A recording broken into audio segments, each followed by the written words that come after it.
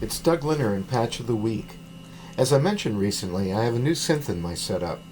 It's a new Sound Transform Systems M-Class Boat, containing a critter and version 2 of the creature.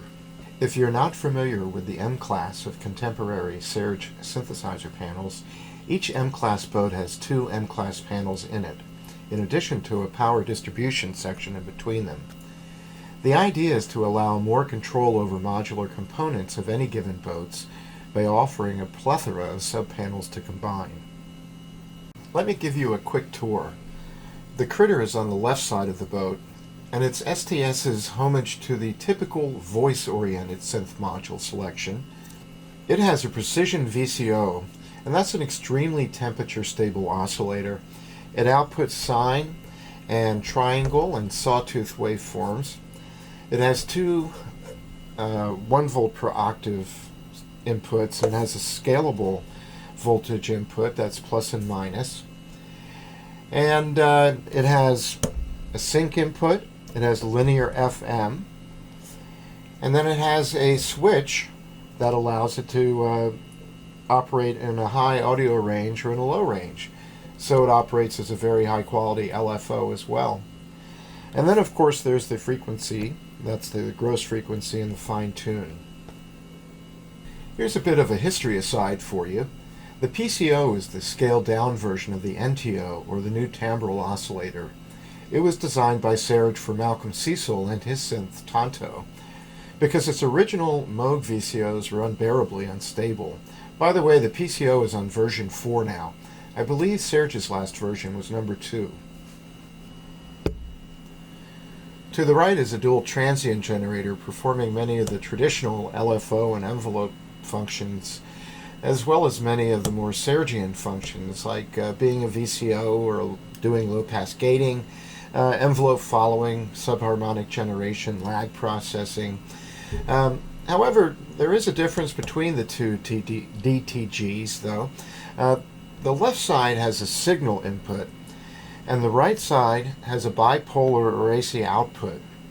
So a little bit of difference between the two. To the right of that is a variable slope VCF, and that's a multi-band filter. It features 2 inputs that are mixable, and it has a voltage controllable slope, and that allows you to VC the slope between a mild 6 dB cutoff per octave and a 12 dB, which is of course a lot sharper.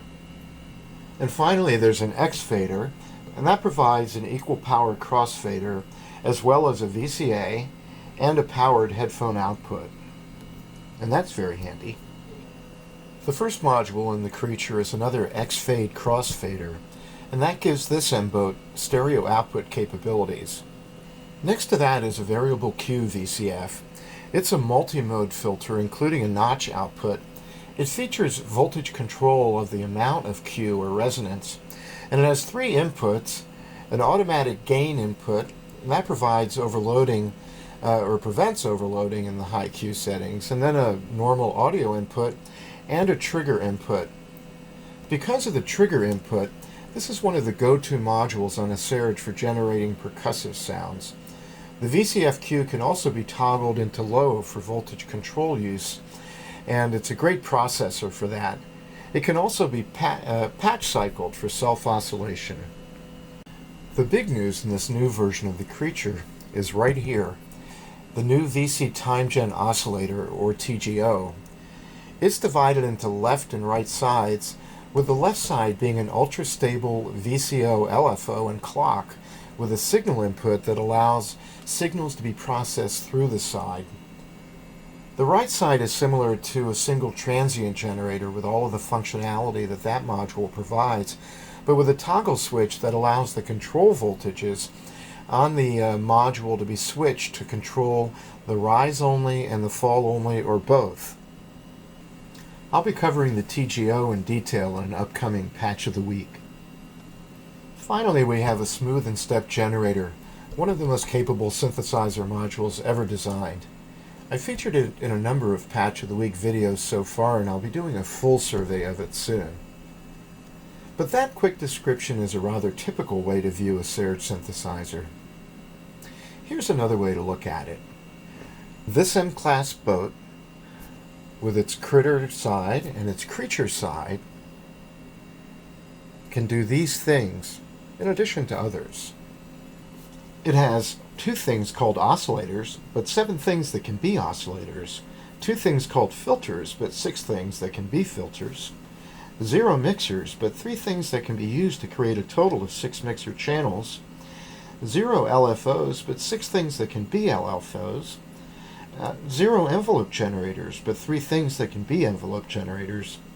I could go on, but the point is that no matter how you describe it, it's hard to get a finite picture of a Serge synthesizer. Because Serge used simple function blocks that can be patch programmed, a Serge is always more than it seems on the surface. Much more. Patch of the week.